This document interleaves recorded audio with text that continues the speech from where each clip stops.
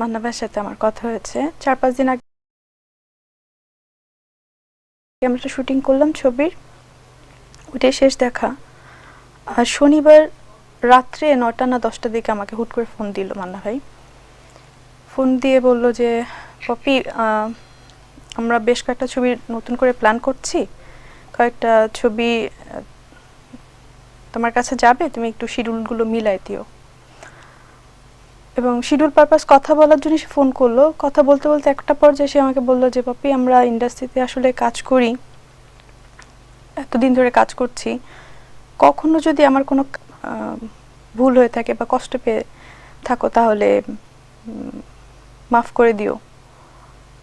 আমি আসলে বুঝি নাই কেন এই কথাটা বলছে এবং কি জন্য বলছে আমি বুঝি নাই।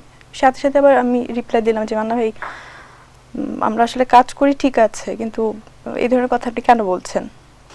আমি ওই মুহূর্তে বললাম যে মান্না ভাই, আপনি তো আসলে আমাদের অনেক সিনিয়র একজন হিরো, প্লাস আপনার সাথে আমার অনেক ছবি, আপনার এই ধরনের কথা বলার কোনো দরকার নেই। মান্না ভাই যে নেই এটা তো আসলে আমি এখনো মনে করি না যে মান্না ভাই নেই। আর ওই দিন আমার একটা ছবির মহরত ছিল, সোহান ভাইয়ের ছবি, এফডিসিতে আমরা মহরত প্লাস শুটিং করছিলাম। তো মহরতটা শেষ করেছে, শেষ করে আবার শুটিংয়ে যাব, ওরকম টাইমে আমাদের খবর আসলো যে মান্না ভাই ইউনাইটেডে আছে, অবস্থা বেশি ভালো না। তো তখনও বুঝতে পারিনি যে মান্না ভাই নেই। তারপর আমি অনেক দোয়া করলাম যে আল্লাহ যেন অ্যাটলিস্ট মান্না ভাই সুস্থ হয়ে যায়। কিন্তু পরে তো আর মানে খুব খারাপ একটা সংবাদ শুনলাম।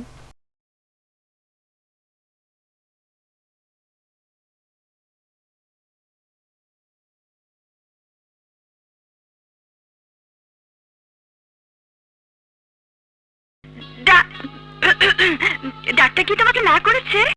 কে? হাসতে মানা করেছে? হাসি স্বাস্থ্যের জন্য খুব ভালো। একদিন রাতে হইলে হতে পারে অনেক ভুল বা কোনো সমস্যা থাকতে পারে, বাট আমরা সেটা মনে রাখি না।